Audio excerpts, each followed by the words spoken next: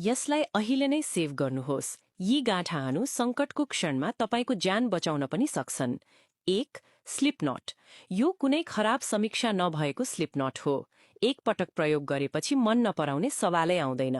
बल लाग्दा आफै कसिन्छ र दबाव नहुँदा सजिलै सरक्छ। छिटो समायोजन गर्न धेरै उपयोगी। 2. बोलाइन नट। गाँठाहरूको राजा। यदि बलियो र भरपर्दो गाँठो चाहिन्छ भने यो उत्तम विकल्प हो। मुख्य डोरीलाई पछाडि मोडेर एउटा फन्दा बनाउनुहोस्। डोरीको अन्त्यलाई तलबाट फन्दाभित्र पार्नुहोस्। त्यसलाई मुख्य डोरी वरिपरि बेर्नुहोस्।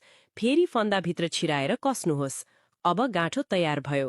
जुनसुकै दिशाबाट ताने पनि फुस्किँदैन। यसको स्थिरताकै कारण यसलाई गाँठाहरूको राजा भनिन्छ। 3. स्टपर नट। यो फुस्किन नदिने गाँठो हो। डोरीलाई काठको खम्बा वा पोल वरिपरि बेर्नुहोस्।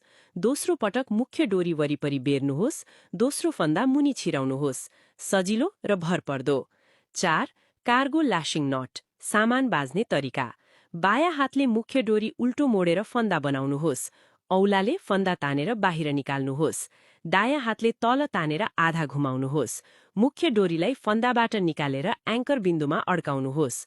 डोरी कसेर सामान मजबुत रूपमा बाँध्नुहोस्। सामान सुरक्षित रूपमा अड्काउन उपयुक्त। 5. वस्तु निकाल्ने गाँठो। दोब्बर पारिएको डोरीमा एउटा डन्डी राख्नुहोस्। डोरीको अन्त्य मोडेर बायाँ फन्दाभित्र छिराउनुहोस्।